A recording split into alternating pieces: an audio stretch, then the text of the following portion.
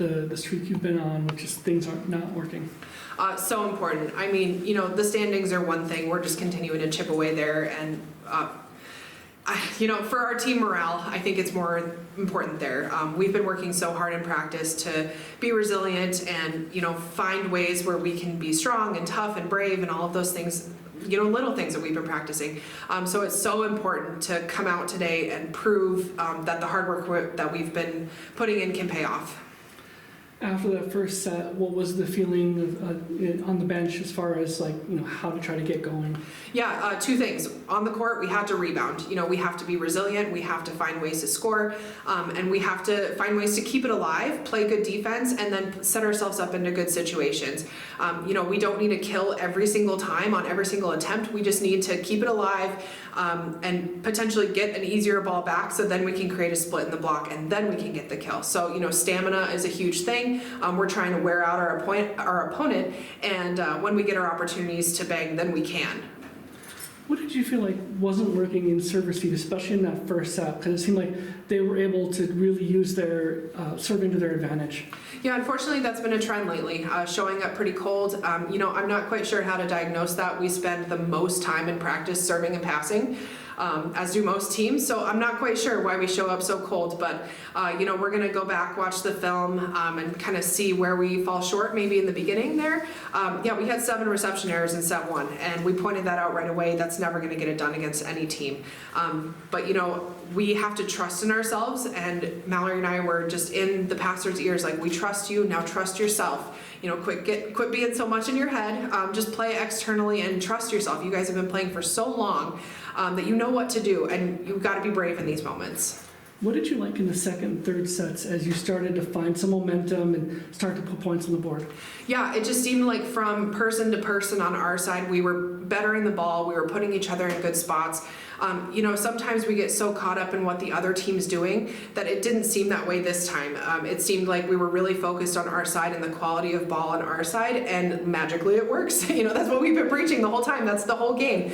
Obviously you scout your opponent, and it does matter, certain rotations and matchups and stuff like that. But the ultimate thing is how you can be cohesive as a team. We've also been really working on our bench, trying to be more involved in the game. And I don't know if anyone caught it, but some of the bench shenanigans that were happening, that stuff matters. That shows that you trust your teammates. That shows that we have cohesion. So that stuff really matters. You lose the fourth set, and you can go into that fifth set and feel sorry for yourself. But instead you come out and you push and get several points right off the bat. And that's huge, isn't it, as far as building any kind of confidence back up and be able to finish? Absolutely. The message going into that fifth set was flush it. It's, 0-0, be brave in this moment. Show up in this moment. This is our opportunity to do something very special, both for our program and our team, but more so for, ourselves as individuals. We've been kind of feeling sorry for ourselves for a little while, and I think we finally reached a breaking point where we're like, darn it, let's go, What did you say in the huddle there when it was gone from 12-5 to 12-9, you called a timeout? What did you do to kind of get them to refocus and finish off? Yeah, sometimes it's easy to get ahead of yourself. When you look up at the score and you see a big spread and you're like, we can kind of let off the gas a little bit. Absolutely not. It was actually our libero, Julia, who said, don't look at the score at all. Just focus on our quality of play and chip away one after another after another. Grand Valley let us off the hook once in a while, but for the most part, we earned our points in that fifth set. What did you like, especially in a player like Paige, picking up the last 2 points there and being able to help finish things off? Paige is such a spark plug. She is an excellent all-around volleyball player. If we were going to play grass volleyball or sand volleyball tomorrow, I'd pick Paige as my doubles partner. She's just an excellent all-around volleyball player. She is so clutch. She comes up in huge moments with big plays, but also makes all the little plays look easy. So, it's a good balance of both of those things. Paige is such an asset to our team. Rachel comes up with some big plays, especially I think in the third and fourth sets. Having her flow the way she can flow, makes a huge difference, doesn't it?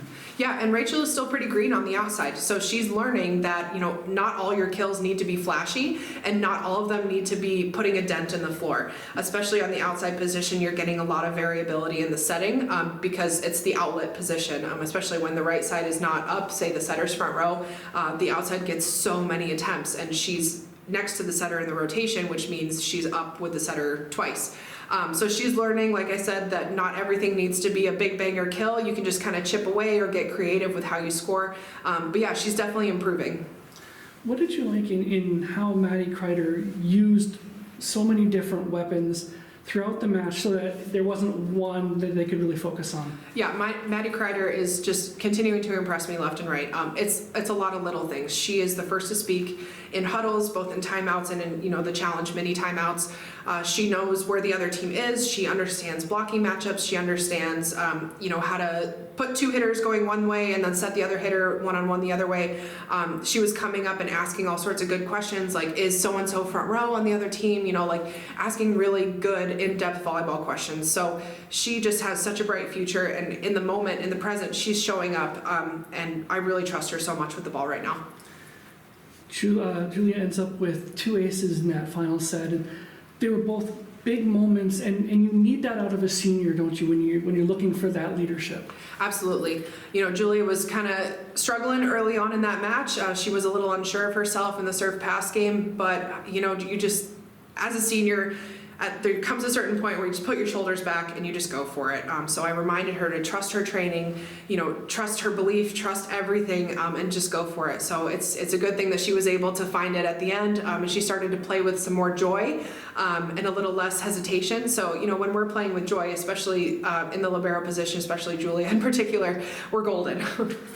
Short turnaround before you face Northern. What do you have to do differently this time? Continue the momentum we had today. You know, we are going to be playing with a slightly different lineup than we did against Northern the first time, and we're going to ride the momentum. You know, Northern also picked off Grand Valley too. So it's going to be a dogfight for sure. We really need this one, both for morale and for standings, but yeah, we are going to be laser focused on this next match.